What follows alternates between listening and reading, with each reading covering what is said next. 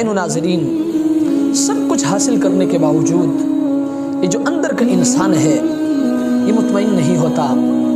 اندر کی جو پریشانی ہے وہ ختم نہیں ہوتی، انسان بے چین رہتا ہے۔ حالانکہ دنیا کی ساری دولتیں مل چکی ہوتی ہے، بلڈنگ کھڑا کیا ہوتا ہے اور گھڑیاں خرید چکا ہوتا ہے، مال و دولت بہت سارے جمع کر چکا ہوتا ہے، لیکن ان تمام چیزوں کے باوجود انسان بے چین کیوں رہتا، انسان بے قرار کیوں رہتا ہے؟ اس کی مین وجہ یہ ہے کہ اللہ تبارک و تعالی نے انسان کی فطرت میں یہ بات رکھی ہے کہ اگر یہ سر جھکائے گا تو اس رب کے سامنے جھکائے گا، اگر یہ انسان پیشانی ٹھیکے گا تو اسی رب کے سامنے ٹھیکے گا۔ لیکن جب یہی انسان اس رب کے سامنے سر نہیں جھکاتا، پیسے کا غلام بن کر پیسے کے پیچھے بھاگتا ہے، بلڈنگوں کے پیچھے بھاگتا ہے، گاڑیوں کے پیچھے بھاگتا ہے، تو اللہ تبارک و تعالی اندر کے سکون کو چھین لیتا ہے، اندر کے سرور کو چھین لیتا ہے، اندر کی خوشی کو چھین لیتا ہے۔ اس لیے اللہ تبارک و تعالی قرآن میں فرماتے ہیں الا بذکر اللہ تطمئن القلوب، الا بذکر اللہ تطمئن القلوب۔ اے انسان، اگر تو دل کا سکون چاہتا ہے،